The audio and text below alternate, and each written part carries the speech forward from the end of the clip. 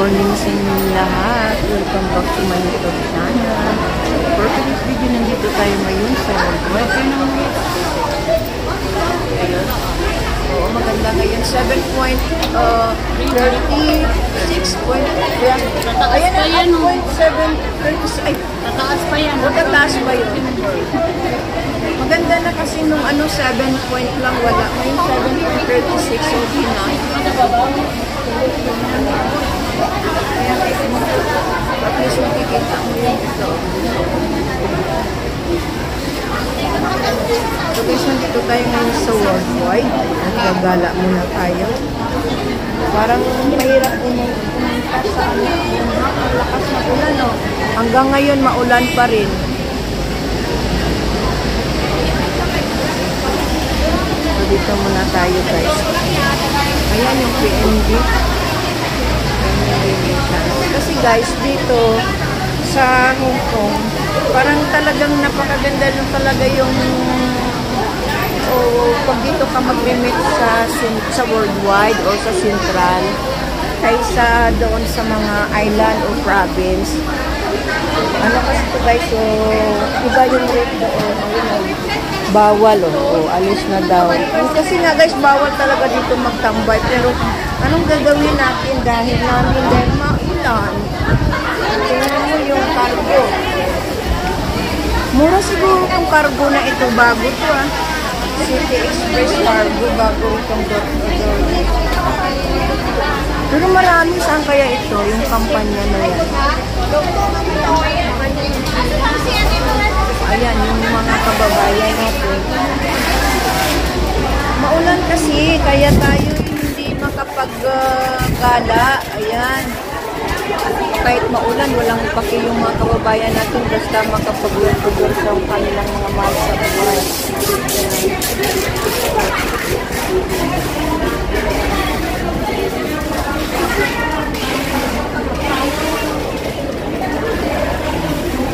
Dito tayo ngayon sa guys, sa bridge sa taas guys.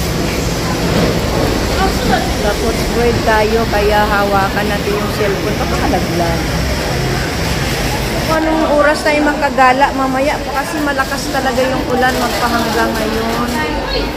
Yung mga kababayan natin naka-standing lang talaga No choice na, walang walang magalaan dahil nga guys ay maulan. Dito tayo sa kabila.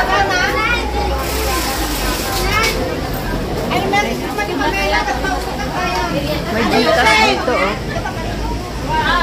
Gcash. Pero marami pa rin nagpapadala ng Gcash kasi like sa probinsya, wala po silang sariling mga kamag-anak nila. Ay, ganda na rin ito. Ayan. Matibay itong mga ganito sa Pinas kasi lalo na kapag yung probinsya. Diba? Mangga, Pilipino. Parang ako nakaramdam ng gutom. Kumain naman ako kanina guys. Ayan So, ay, ganda. Malapit na magbakasyon. Excited. Salamat ate, maya na. Ito naman dito may upuan pero maya bawal. Kaya nakakaawa lang talaga yung mga nag-iiw pag Sunday. Kasi crowded talaga. Pero pag Saturday, hindi ko kasi may ulam dito pagkain. Nagugutom ako. Ano ba to? May ulam. Guys, ito yung mga ulam namin pag walang mga baon. Kahit yung tinapay natin sa Pilipinas nandito guys. Kaya wala kaming hindi namin namimiss ang pagkain ng Pilipinas. Pata yung emperador nandito yun. Diba? Parang nasa Pinas na lang kami. Kaya yung mga kababayan natin ay hindi naman namimiss yung mga pagkain sa Pilipinas. Kasi halos dinala na nila dito. Tulad nito yung pulang itlog, nandito rin yun. Paano kayo mamimiss yung pagkain sa Pinas? Nandito din. Tinan yung itlog na pulaw, nandito yan. Pero mayroon din ditong salted egg actually. Yung Chinese na ay di ko alam kung paano yung iba ba yung lasa ng yung salted ng Pilipinas o yung dito. Hindi ko pa kasi natikman. Try ko nga yun kung saan ba'y masarap.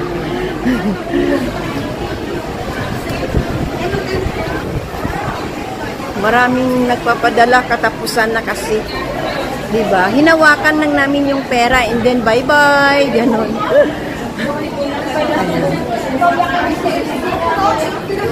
So, uy.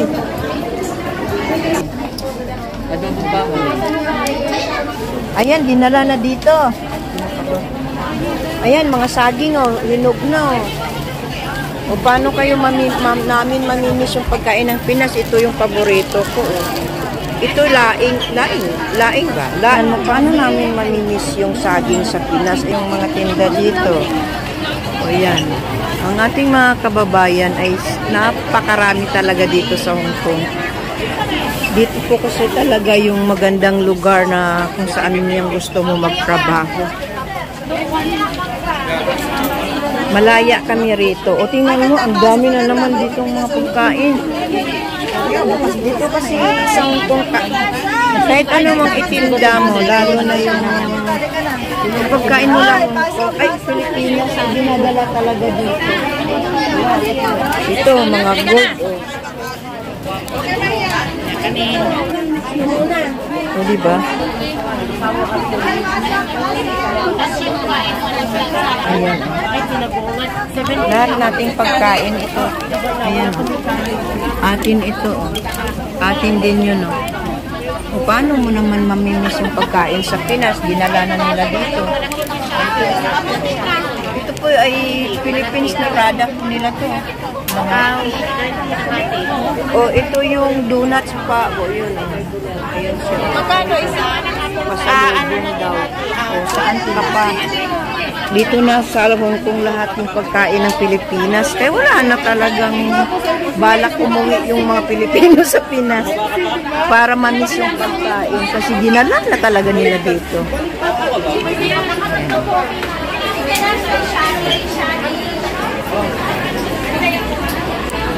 Okay guys, out dito, out.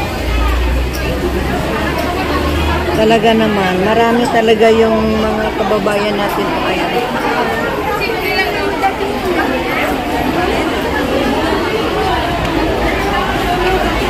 Hanggang sa labas eh. Kaya dito sa worldwide, nandito na lahat na pagkain mula Pilipinas, kumbaga all over the world na yan dito. Dinala na nila dito. Kaya ang mga kababayan natin ay wala nang balak umuwi. Karamihan, kahit mga senior na ayaw nang umuwi. O tingnan mo yung mga kababayan natin dito. Kasi bukod sa maganda ang kalagayan namin dito, kahit may iba umiiyak dahil nga mahirap pakisamahan yung mga amo o kaya hindi sila maswerte sa amo, eh nanatili pa rin sila dito. Kasi bukod sa maganda yung salary nila namin dito, ay may laya po kami na once a week mayroon po kami day off, nakapag-relax. Kahit nga bagaman na malungkot yung iba, pero still talaga nag-sacrifice para sa kanilang pamilya. Like ko, wala nga akong balak umuwi talaga guys, pero namimiss ko na talagang makasama ang aking mga kamag-anak. Of course, ang aking mga kapatid, pamangkin, apo. Kasi parang nandito ko na kasi guys. So, tingnan mo, kababayan natin to lahat. Kasi maulan, hindi sila maka-stay sa labas. Dito na lang sila sa loob. Kasi nga, maulan. Wala pa kayong upuan. Ang kakapagod. O, tingnan mo doon yung mga kababayan natin, oh. Para sa ayun, nagpapaking sila para sa pamilya nila. Kahit man-ulan, sige lang. Makapagpadala sila ng kanilang mga pasalubong sa pamilya nilang na yun ang ikasaya nila. So, saan ka pa? O, ito yung ano ngayon. O, ngayon, ano tayo ngayon is tomorrow, Tuesday, Wednesday. My God. Kababayan natin to lahat. Dito tayo sa food spreads nag-ikot. Kasi hindi ako makagala sa makapag-explore sa labas. Guys, sorry talaga dahil maulan eh. So, ayan o. Dito tayo ngayon o. Ayan na nila sa kakatayo. Tayo lang sila o. Anong magagawa? Ay bawal dito. Dapat malagyan man lang yung upuan. Char, nag-request pa talaga eh. So, ayan yung mga kababayan natin sa ilalim ng ano, ng bridge to ano. Hindi makita. Maulan kasi talaga. Ano pa ba yung oras sila mapigil? Ay, ako'y uuwi na lang siguro kung ganito na wala akong... Wala kasi amo ko guys, nasa ibang bansa. Nasa London sila, kaya ako lang mag-isa sa bahay. Pwede naman akong hindi umuwi, ay pwede naman akong mag-stay sa bahay, pero pinili kong lumabas. White. O, kita mo yung mga kababayan natin dun sa labas, oh. O, dun sila sa labas. Kamerasan na na. Kamerasan.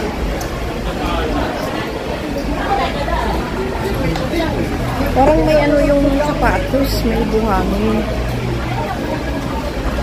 Dito na lang tayo sa Footspreads mag-ikot, mag-explore. Hindi tayo makagala.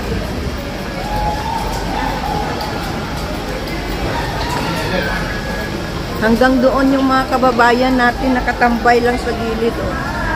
O, ayan o. Oh.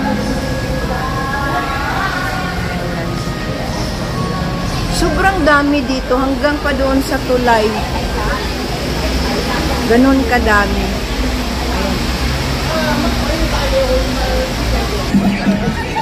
Ayan guys.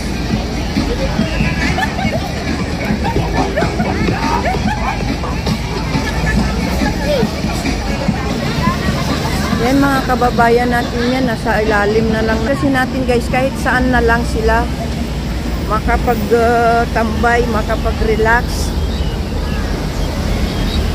Yung mga kababayan natin kahit saan lang nakaupo. O, diba?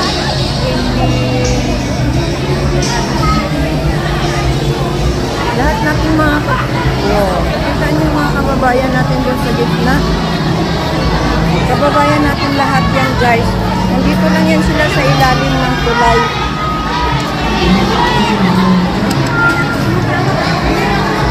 Nasa ilalim lang sila ng tulay ng tambay. Lalo ngayon maulan, naka-sneaky lang sila dito. Maraming nagtitinda.